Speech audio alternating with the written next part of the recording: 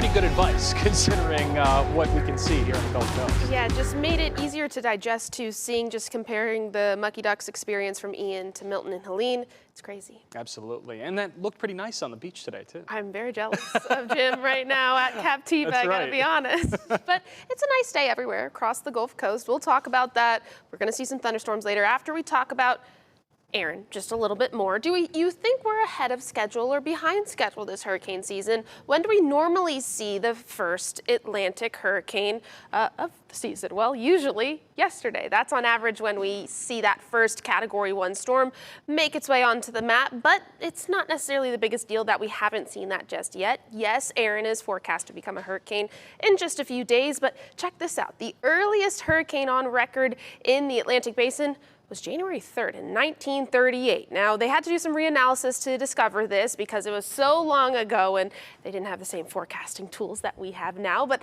that's very, very early. Imagine starting the new year with a hurricane, although it was a fish storm, so it was way out in the Atlantic, did not impact land. The latest was September 11th in 2013. They also had that on September 11th in 2002 as well, where they had to wait that long. Luckily, they had to wait that long before they saw a hurricane in the Atlantic Basin those seasons. So let's talk about Aaron a little bit more. I talked about why it's supposed to take this track and why it's dipped a little bit and why it just doesn't look impressive because of that dry air at this time, which meant it delayed when it would become a hurricane, at least pushing it back a couple of hours to Friday, and then major hurricane status as we go later on into the weekend and maybe even the start of this next week. Places that need to be on alert though and watch the track closely would be closer to the Caribbean. Puerto Rico is within that cone of uncertainty now at this time, and that's also the part of this track where there's a lot of different scenarios where it could go. If it goes just north of everything, then they should be okay. But if it shifts any further south, that's something they really need to pay attention to there as well.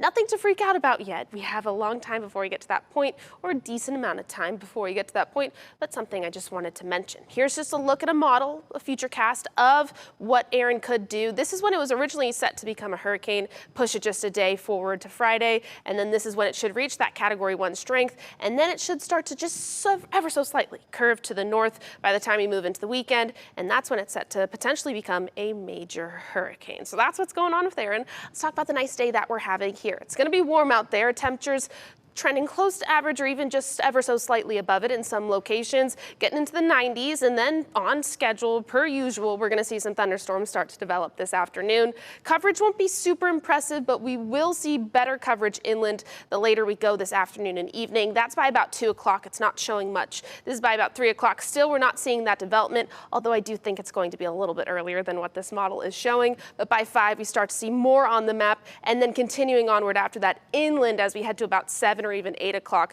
That's when we could see some heavier rain move through the area and then build itself onto the map and onto the radar for this Tuesday, where we have that rain chance just bumping up a little bit. Rest of your 7-day forecast looks like this, where we have rain chances bumping down a little bit Thursday and Friday, down to 30%. We're still going to have some rain on the radar, but less coverage, which will be a nice way to end the work week. Just pay attention though, Friday is going to be a little bit of a warmer day because we decrease those rain chances towards the end of the work week.